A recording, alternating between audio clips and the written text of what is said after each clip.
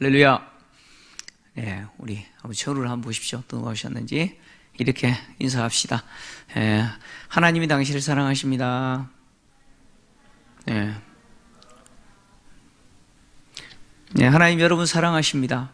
네, 믿으십니까? 네. 하나님은요, 절대 포기 안 하시네요. 그죠? 네. 진짜 포기 안 하시는 분이에요. 네. 아마 하나님이 쉽게 포기하시는 분이라면 아마 우리는 없었을 것 같아요. 네. 뭐 저라는 사람도 이 자리에 설 수 없었을 거라고 생각을 합니다. 그러니까 하나님이 포기하시지 않기 때문에 우리가 여기까지 또 여기에 있는 거라고 생각이 됩니다.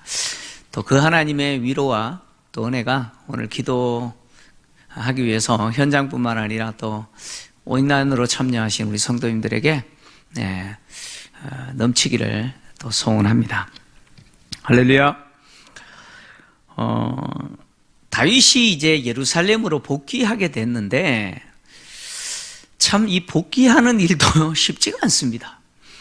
예루살렘으로 다시 돌아오는 일도 참 어렵습니다. 왕권을 회복하는 일이 이게 만만치가 않아요. 압살롬의 반역을 진압하는 것도 힘들었는데 그 진압 다 하고 나면 술술 잘 풀려야 되는데 참 어렵습니다. 이게 세상사가 아닌가 이런 생각 해봅니다. 압살롬의 반역으로 또 분열된 나라는 다윗이 다시 예루살렘으로 돌아와서 왕권을 회복하는 이 문제 때문에 남북이 또 다투게 됐습니다. 북쪽의 10지파는 유다 지파가 앞장서서 다윗을 영접하고 요단을 건너게 하고 예루살렘까지 돌아오는 그 일에 주도적인 역할을 감당하는 것에 대해서 불만을 가졌습니다. 그래서 다윗에게 나와서 왜 유다 지파가 주도권을 가지고 저렇게 하느냐고 항의를 했죠. 자신들은 다윗의 통치하는 온 이스라엘 중에서 10몫을 갖고 있는데 유다 지파가 저렇게 주도권을 장악한 것은 자신들의 입장에서 말이 안 된다는 것이죠. 그래서 항의를 했습니다.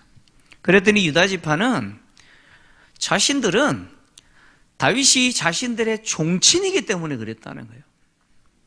종친이기 때문에 우리가 앞장섰다. 그리고 우리가 이렇게 앞장섰다고 해서 왕으로부터 뭔가 얻어먹은 것도 없고 왕에게 무슨 선물 받은 것도 없는데 왜 니네들이 성질 내냐며 도리어 큰 소리 치면서 싸우죠. 이 싸움에서 유다 지파의 목소리가 더 강경했고 더 싸나웠습니다. 더 싸나웠어요.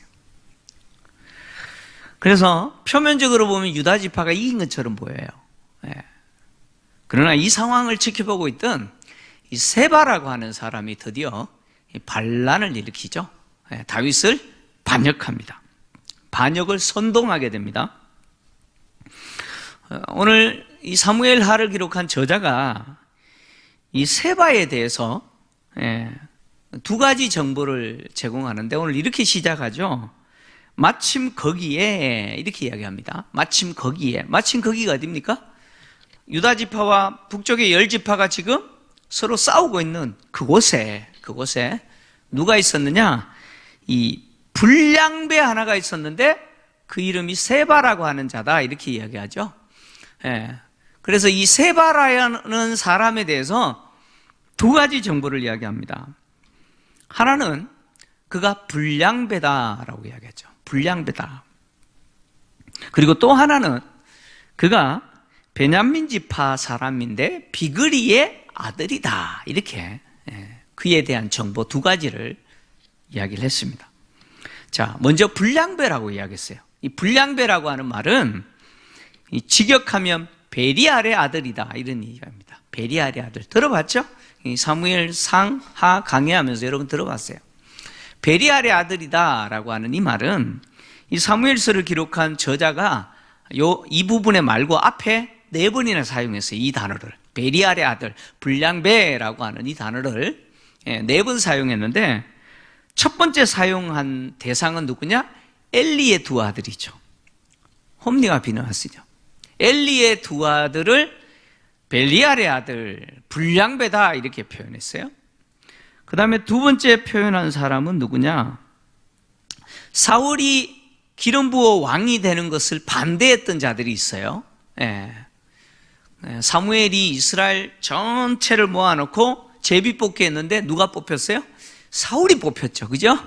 사울이 뽑혔을 때 사울이 왕이 되는 것을 반대했던 사람들이 있어요. 그들을 일컬어서 불량배다 이렇게 표현했어요. 그 다음에 세 번째 불량배라고 하는 이 단어를 사용한 사람이 누구냐? 은혜를 원수로 갚았던 나발이라고 하는 사람 아시죠? 아비가일의 남편이죠. 나발을 일컬어서 베리알의 아들, 불량배다 이렇게 표현했어요. 그 다음에 네 번째 이 단어를 사용한 대상이 누구냐면 다윗이 사울을 피해서 도망하다가 블레셋 가드 왕 아기스에게 투항을 냈죠.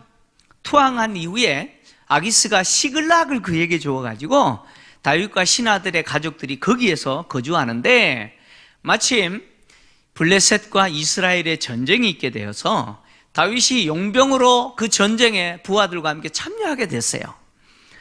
그래서 시글락을 비우게 됐는데 그 상황에서 아말렉이 시글락을 어떻게 해요? 불사르고 다윗의 가족들과 신하들의 부하들의 가족과 모두 소유 다 어떻게 했어요? 탈취해 갔죠. 그래서 간신히 이스라엘과 전쟁에서 참여하지 않고 돌아오겠는데 다윗이 시글락에 와보니까 이런 일이 일어난 거예요. 시글락은 불탔고 처자들 다 없어졌고 소유물 다 잃어버린 거예요. 그래서 쉬지도 않고 추격했죠. 추격해서 마침내 아말렉을 급습해서 처자 다 되찾고 잃어버렸던 물건 다 되찾아서 돌아올 때 지친 사람들이 이 끝까지 추격하는데 참여하지 못했어요. 그래서 물건을 지키면서 기다렸죠. 그런 가운데 다윗이 잃어버렸던 모든 가족과 소유를 다 찾아서 돌아올 때 자기들과 함께 끝까지 추격하는데 실패했던 그 물건 지키고 기다렸던 그 사람들에게는 노량물 주지 말자라고 했던 사람들이 있어요. 그 사람들을 불량배다 이렇게 불렀어요. 자, 이 베리알의 아들 불량배다라고 하는 이 말을 적용한 대상들을 가만히 보니까 주로 어떤 의미냐? 자기만 위하고 자기의 이익만을 위하는 사람들, 그래서 공동체를 해치는 사람들을 일컬어서 베리알의 아들이다, 불량배다 이렇게 표현했어요. 그러니까 자기만 아는 거죠.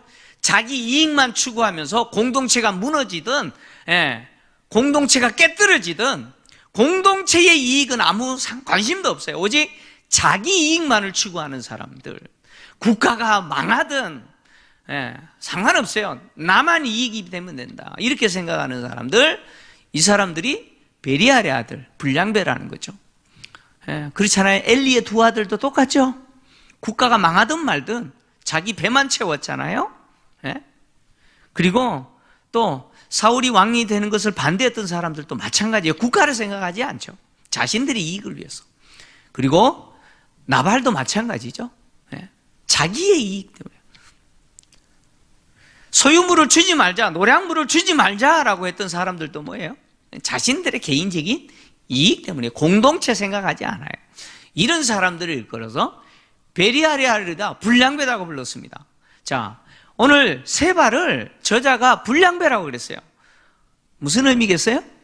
세바가 지금 다윗에게 반역을 일으키고 그것을 선동하고 있는데 이 세바의 이 선동이 국가를 위한 겁니까? 자기의 욕망을 위한 겁니까?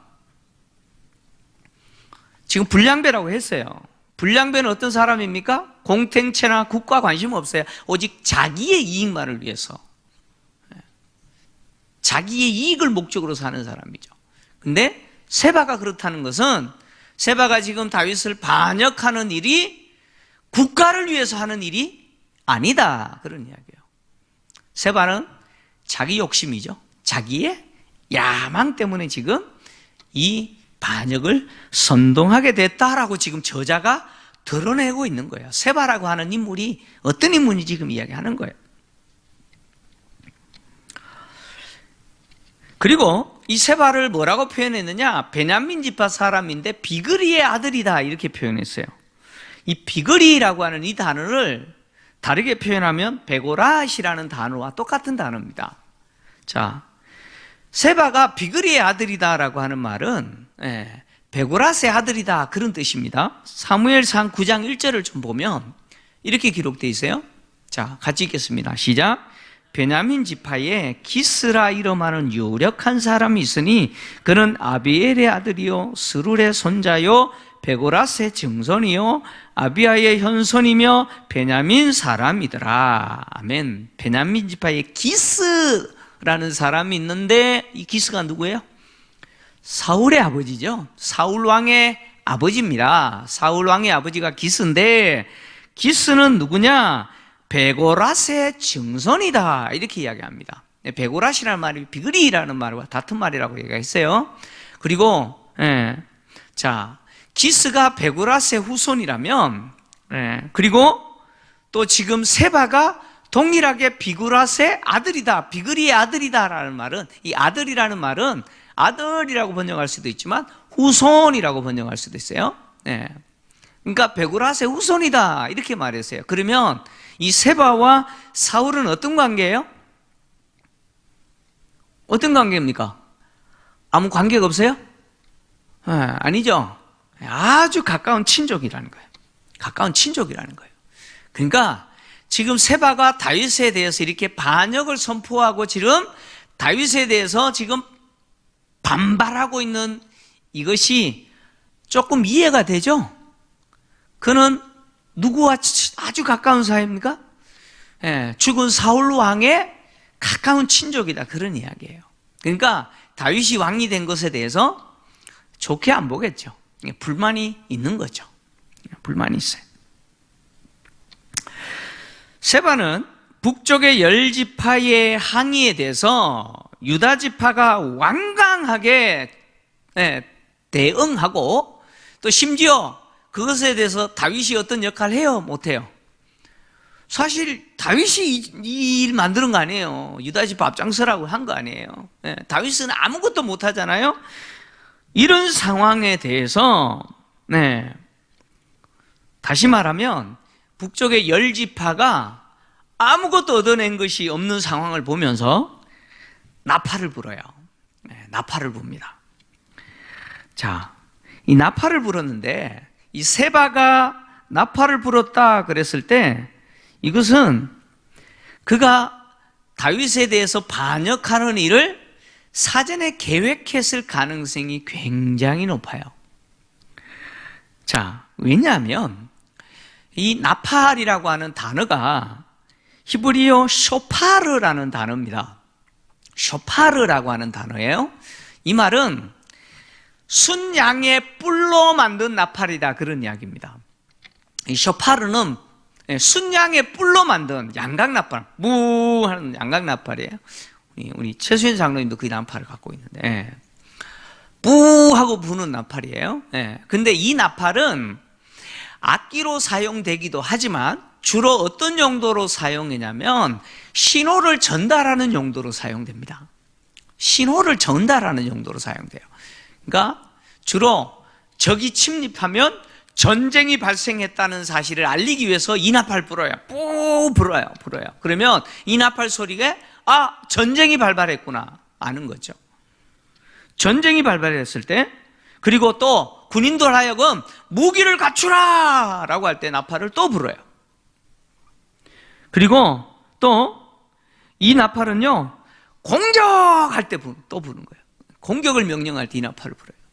그리고 전쟁이 끝났을 때 또 이 나팔을 불어요.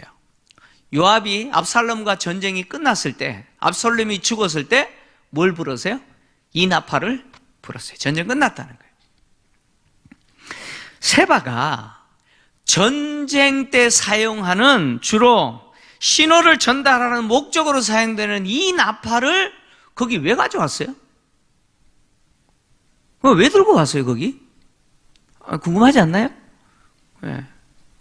그거 왜 들고 왔을까요? 예. 그리고 이 나팔을 분 것은 결국, 그가 누구와 전쟁 선포했다는 거예요? 지금 다윗과 전쟁 선포했다 그런 이야기예요. 그러니까 지금 세바가 나팔을 불고 하는 이 모든 행위는 결국 다윗에 대해서 전쟁하겠다는 거죠. 반영하겠다라고 하는 행위입니다. 반역의 행위예요.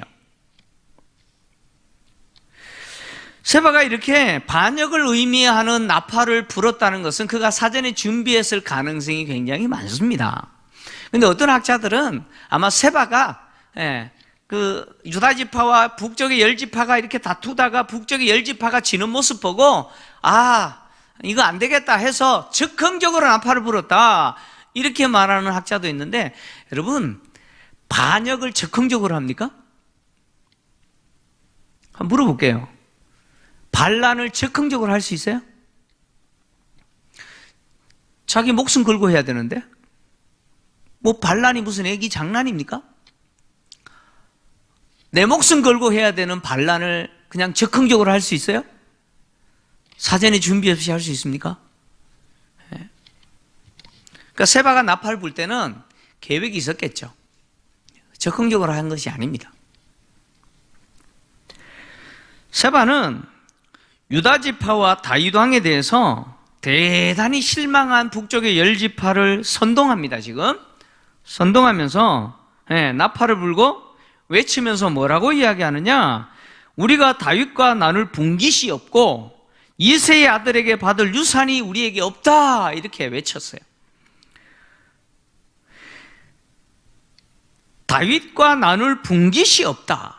북쪽의 열지파는 다윗과 나눌 분깃이 없다. 이새의 아들에게 받을 유산이 우리에게 없다. 이 말은 무슨 이야기냐면 다윗이 통치하는 동안 우리 북쪽의 열지파는 아무것도 얻어낼 것이 없다.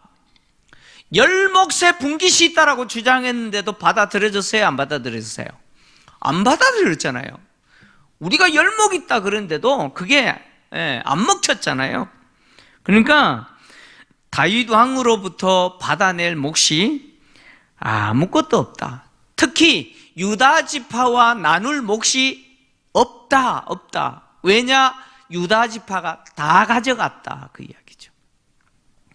다윗 왕의 통치 중에서 북쪽의 열지파는 얻어낼 것이 아무것도 없다. 왜? 유다 지파가 다 가져갔다. 다 차지했다 그 이야기죠. 세바의 이 선동은요, 북쪽 열지파로 하여금 세바의 말에 혹하게 만드는 아주 강력한 선동입니다. 세바는 지금 북쪽의 열지파의 입장에서 다윗을 왕으로 인정해봐야 얻어낼 게 있어요, 없어요? 있어요? 아무것도 없다는 거예요. 어차피 다윗이 왕으로 복귀해봐야 누구 좋은 일이냐? 유다 지파만 좋은 일이라는 거예요. 북쪽의 열지파는 아무것도 얻어낼 것이 없는데 왜 이 요단까지 내려와 가지고 다윗이 복귀하는 일에 이렇게 환영하고 이 쓸데없는 짓 하고 있냐는 거죠. 무슨 말인지 이해되시죠? 지금? 지금 다윗이 우리 북쪽의 열지파가 다윗을 복귀시키는 일에 이렇게 열심히 가담하고 환영하는 거, 이거 쓸데없는 짓이라는 거예요. 쓸데없는 짓이라는 거예요. 쓸데없는 짓 멈추고 가라는 거예요. 각기 장막으로 돌아가라는 거예요.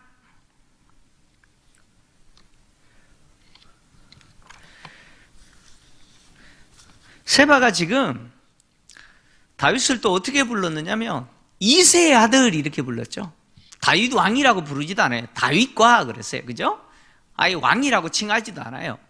그리고 아예 다윗의 이름도 안 부르고 이새의 아들이라고 표현하기도 했어요. 이새의 아들. 이 말은 무슨 이야기냐면 다윗을 왕이라고 부르는 것은 고사하고 다윗이라고 하는 존재는 이름조차 부를 가치도 없는 존재다, 그런 이야기예요. 지금 세바가 이렇게 선동하는 거예요. 북쪽의 열지파를 향해서 다윗 저 인간은 이름조차 부를 만한 가치가 없는 존재다, 이제 그렇게 이야기하는 거예요. 굉장한 모독이죠, 그죠? 예, 모독이면서 또 한편으로 지금 다윗과 유다 지파의 지금 상실한, 예, 분노하고 있는 북쪽의 열지파 입장에서는 뭐예요? 그냥 시원하죠, 그죠? 속이 시원하잖아요, 안 그래요? 예? 여러분 인터넷 댓글 보시면 내가 하고 싶은 말 하고 있는 댓글 보면 속이 시원해요, 안 해요? 댓글 같은 거 보지 마세요. 예, 마음 상하고 그래요. 예. 여러분 그렇잖아요. 예. 세바의 말은 북쪽의 열지파의 속을 시원하게 만들어, 그냥 혹하게 만들어요. 그냥. 그래서 이스라엘아 각각 장막으로 돌아가라, 이렇게 이야기하죠. 이 말은 뭐예요? 다윗과 결별해라, 그런 이야기예요. 다윗과 결별해라. 왜요? 어차피 얻어낼 게 없는데. 얻어낼 게 없는데. 다윗이 왕이 되어서 좋을 거 아무것도 없어요. 그러니까 결별하라는 거예요. 근데 이게 강력한 선동입니다.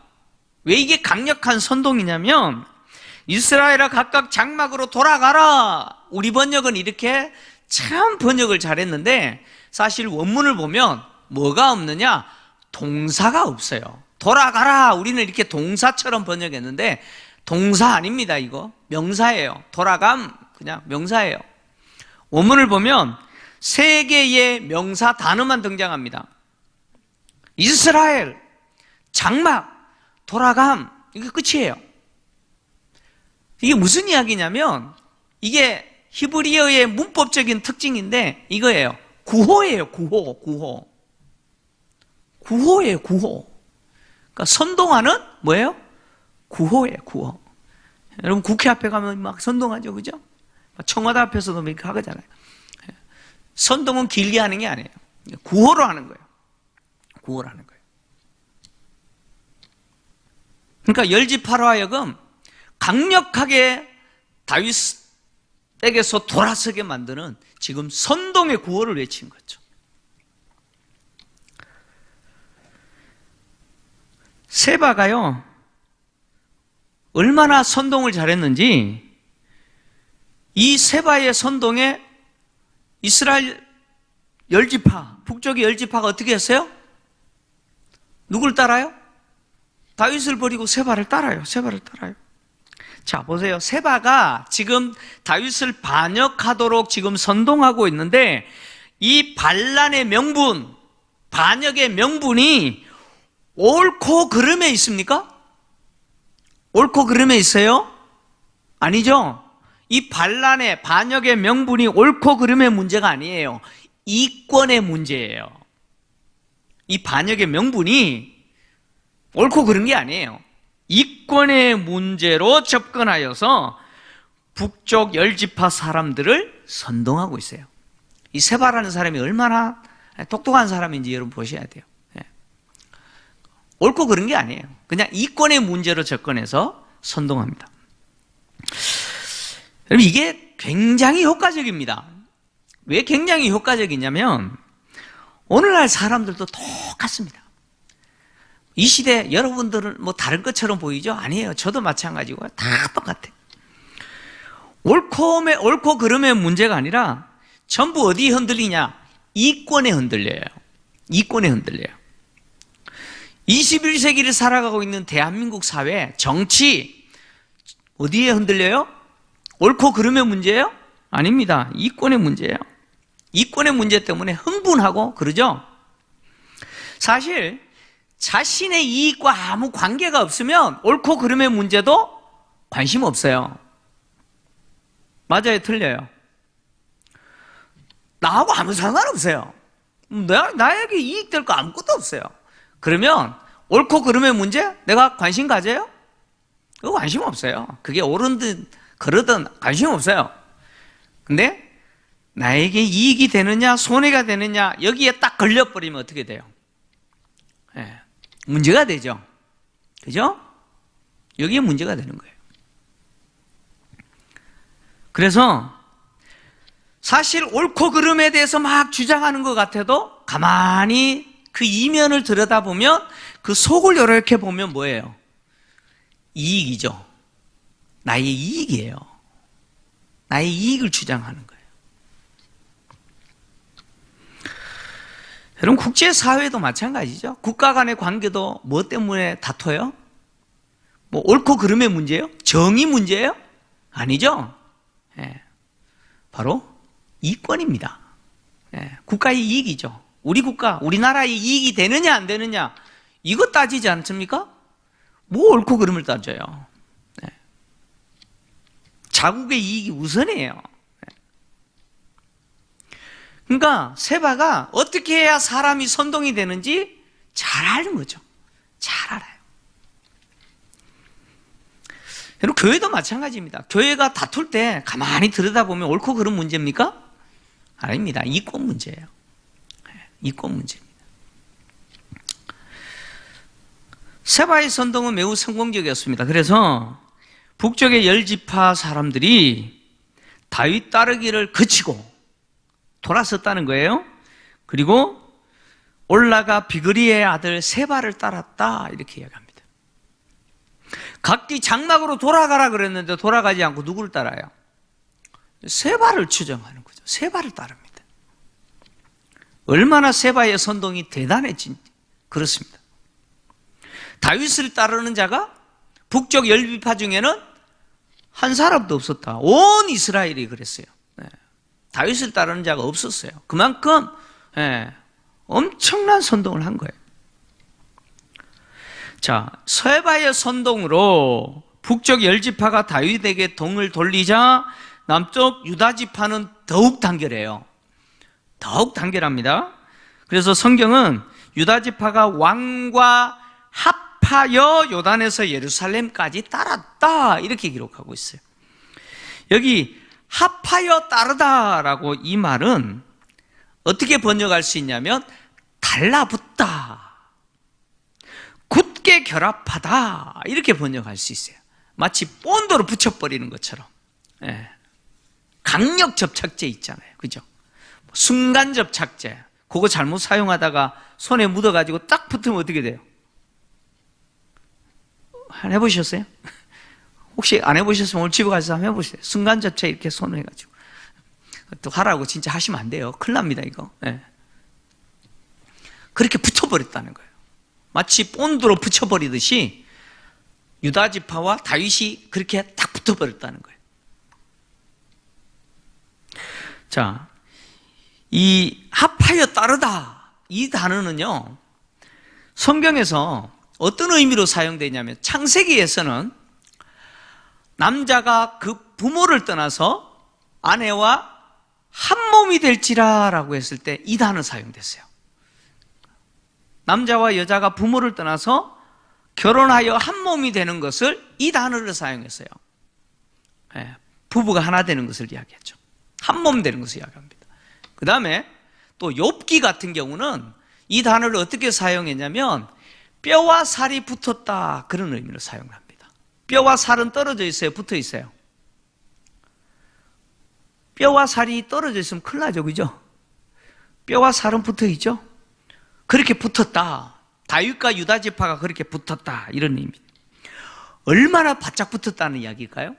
그래서 어떤 학자는 지금 이 설명이 무슨 설명이냐면 세바의 선동으로 북쪽의 10지파가 갑자기 다윗에게 돈을 돌려버렸으니까 유다지파들이 어떻게든 다윗을 보호해야 되니까 밀착 경호하여서 지금 요단에서 예루살렘까지 다윗을 안전하게 경호했다 이렇게 말하는 학자도 있어요. 물론 뭐 그럴 수 있어요.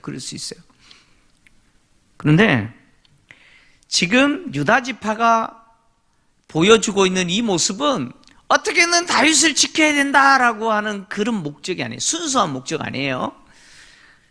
정치적 이익을 위해서 지금 하고 있는 거죠. 다시 말하면 유다지파 역시 이익 때문에 이렇게 하고 있는 거예요. 순수한 마음에서 다윗과 밀착해서 합하여 하나 됐다라고 한다면 그것은 다윗에 대해서 충성하는 거죠. 그죠? 그렇지 않습니까? 순수한 마음으로 다윗에게 이렇게 연합하여서 하나 되었다면 우리는 우리 집하는 왕에게 이렇게 충성합니다 라고 하는 것 표시일 거예요. 다윗에게 충성의 표시일 거예요. 근데 이 유다 지파의 이 행위가 다윗에게 충성을 표시하는 게 아니에요. 충성하는 게 아니에요. 이 순수한 게 아니에요. 이익을 위해서 그렇게 하는 거예요. 자, 유다 지파가 보여주는 것이 다윗에 대한 충성 아니라는 이유가 뭐냐? 그것은 이후에 이제 세바의 반란을 진압하기 위해서 다윗이 압살롬의 군대 장관이었던 아마사에게 군대 장관 시킨다 그랬잖아요. 그죠? 군사령관 시킨다 그랬잖아요. 그래서 요압을 폐위하고 아마사를 군사령관으로 임명하고 아마사에게 세바를 반란을 진압하기 위해서 유다로 빨리 가서 유다 지파에게 가서 군대를 모아오라고 3일 동안 기간을 주면서 군대 모아오라고 지시를 하죠. 그래서 아마사가 유다 지파에게 가서 3일 동안 군대 모집하는데 유다 지파가 도와줘요, 안 도와줘요? 도와줘요, 안 도와줘요? 이제 나중에 나옵니다. 아마사가 3일 동안 못해요. 못합니다. 이게 무슨 이야기냐면 유다 지파가 안 도와줘요. 그러니까 지금 유다 지파가 다윗과 합하여 요단에서 예루살렘까지 따랐다라고 하는 이것은 우리는 다윗 왕에게 충성합니다 라고 하는 게 아니에요. 아닙니다. 만약에 충성했으면 아마사가 군대 모집해서도 유다 지파가 열심히 도왔을 거예요. 충성하는 게 아니에요. 유다 지파의 목적은 뭐냐? 다윗 왕만 자기 편 만들면 된다는 거예요. 왕만 자기 지파 사람, 자기 지파가 왕만 차지하면 된다는 거예요. 그래서 북쪽의 10지파가 배신한다고 할지라도 왕만 자기 편이면 된다는 거예요. 그러니까 다윗 왕만 자기 편이면 자신들이 소유하고 있으면 10지파가 배신을 하든 반역을 일으키든 아무 상관이 없는 거예요. 나라가 2쪽이나든 3쪽이나든 관심 없어요. 이게 유다 지파예요. 결국 유다 지파가 다윗에게 보여주고 있는 이 모습은 사실 누구에게 보여줬느냐? 압살롬에게 보여줬던 모습이죠. 다윗을 배신하고 압살롬에게 보여줬던 모습이 이 모습이에요. 압살롬이 이익이 될 것처럼 생각하니까 그렇게 했던 거죠. 더 이상 다윗은 자신에게 이익이 안 될 것 같고 늙은 다윗보다 떠오르는 태양 압살롬이 이익이 될 것처럼 생각하니까 압살롬에게 달라붙은 거예요. 유다 지파가 보여주고 있는 이 모습은 사실 세바가 보여주고 있는 모습하고 똑같죠. 북쪽 10지파와 다를 바 없죠. 똑같아요. 자기의 이익 때문에. 자신의 이익만 된다면 나라가 분열되든 상관이 없는 거죠. 유다 지파가 정말 통합된 이스라엘을 원했다면 북쪽 10지파가 항의했을 때 그거 받아줬을 거예요. 그죠? 그거 나름대로 수용했을 거예요. 그러나 처음부터 유다 지파는 북쪽 10지파와 하나 되는 거 별로 관심 없었어요. 자기 지파만 이익이 되면 된다고 생각한 거죠. 어떻게 해서라도 왕을 차지하고 주도권들을 자기가 가지는 거예요. 자신들이 가지는 거예요. 그래서 왕을 통해서 얻어낼 이익을 유다 지파가 다 갖기를 원하는 거죠. 어떻게든 10지파에게 안 뺏기려고 원했던 거죠. 다윗은 예루살렘으로 무사히 복귀하게 되었지만 결국 북쪽 10지파의 지지 잃어버렸죠. 잃어버렸습니다. 유다 지파만의 왕으로 지금 복귀하게 된 거예요. 자, 다윗이 어떻게든 통합 이스라엘의 왕으로 복귀하려고 어떻게 했어요? 자기를 저주했던 베냐민 지파 시므이도 어떻게 했어요? 베냐민 지파 10,000명과 함께 와가지고 잘못했습니다 했을 때 그 시므이도 어떻게 했어요? 용서했잖아요. 그죠? 어떻게든 하나된 이스라엘을 만들기 위해서 저주했던 신무이까지 용서하면서 통합을 원했는데 결국 어떻게 돼버렸어요? 참 어이없이 세바의 선동으로 다 깨져버렸어요. 다 깨져버렸어요. 모든 것이 수포로 돌아갔습니다. 성경은 다윗이 왕권을 회복하는 일이 얼마나 어려운 과정인지 보여줍니다. 이게 얼마나 어려운 일이었는지. 다시 말하면 하나님이 다윗을 돕지 않으면 다윗은 절대로 왕으로 복귀하거나 통합 이스라엘 왕으로서 통치할 수 없다라고 하는 사실을 보여주죠. 누가 돕지 않으시면? 누가 돕지 않으시면? 하나님이 돕지 않으시면 다윗 스스로 할 수 있는 게 아무것도 없더라는 거예요. 다윗이 생각하고 계획했던 일들은 보세요. 하나같이 어떻게 됐어요? 됐어요? 된 게 없어요. 하나같이. 다 실패했어요. 결국 통합이 아니라 분열로 끝났어요. 지금까지 다윗이 위대한 왕이 될 수 있었던 것, 하나님이 그에게 주신 무엇이었어요? 은혜였죠. 지금까지 하나님이 주신 은혜로 다윗이 왕노릇한 거예요. 다윗이 다시 왕으로 복귀하게 되는 그것도 누구의 은혜요? 하나님의 은혜였죠. 여러분, 압살롬과의 전쟁에서 이긴 거 하나님의 은혜였습니다. 객관적으로 전력적으로 보면 다윗이 이길 수가 없었어요. 하나님의 은혜였어요. 다시 말하면 하나님의 은혜가 아니면 다윗은 아무것도 아니라는 거예요. 다윗은 아무것도 아니에요. 교만은 뭐냐? 교만은 하나님 없어도 나 혼자 다 할 수 있다는 거겠죠. 그죠? 그게 교만 아닙니까? 하나님은 그것을 제일 싫어하죠. 제일 싫어합니다. 사실 인간은요, 스스로 할 수 있는 것이 아무것도 없어요. 여러분, 아무것도 없습니다. 내가 할 수 있는 거 아무것도 없어요. 하나님이 나를 도와주시지 않으면, 하나님이 나를 붙들고 하나님의 그 계획과 하나님의 그 주권적인 그 선한 섭리와 뜻 가운데서 나를 사용하시지 않으면 우리는 아무것도 아니에요. 믿습니까? 여러분, 아무것도 아니에요. 그래서 바울은 나의 나 된 것은 오로지 누구의 은혜라고요? 주의 은혜라. 주의 은혜라. 나의 나 된 것은 오로지 주의 은혜라. 다윗이 이렇게 힘든 과정에서도 왕으로 복귀하고, 그리고 뒤에서 이제 마무리되겠습니다만은 어쨌든 세바의 반란까지 진압하면서 통합 이스라엘 왕이 될 수 있었던 이유는 뭐냐? 그가 잘났기 때문이 아니죠. 하나님이 여전히 다윗을 통해서 일하고 계시기 때문이에요. 그래서 우리는 누구를 봐야 되느냐? 다윗을 보면 안 돼요.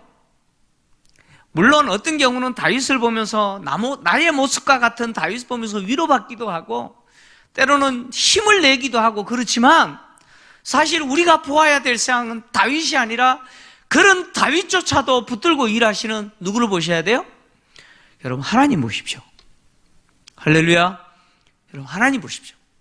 나같이 불완전하고 나같이 연약하고 나같이 아무것도 아닌 존재를 그 능하신 하나님의 손으로 붙드시고 또 통하여 일하시는 그분을 보셔야 돼요. 하나님 보셔야 돼요. 우리가 하나님 볼 때 비로소 우리에게 무엇이 있느냐? 여러분, 답이 있습니다. 답이 있어요. 자, 다윗에게 지금 이 상황에서 답이 있을까요? 없을까요? 답 없어요. 답 없어요. 자, 따라서 합니다. 답은 하나님께 있다. 답은 누구에게 있다고요? 여러분, 하나님에게 있습니다. 그래서 이 밤에도 우리가 기도할 때 누구를 보셔야 되느냐? 하나님 보세요. 예. 나 쳐다봐도, 그리고 내 주변 쳐다봐도 사실 도움될 거 아무것도 없어요. 하나님 바라보시고 여전히 하나님 손에 붙들려서 쓰임받는 저와 여러분 되기를 주의 이름으로 축원합니다.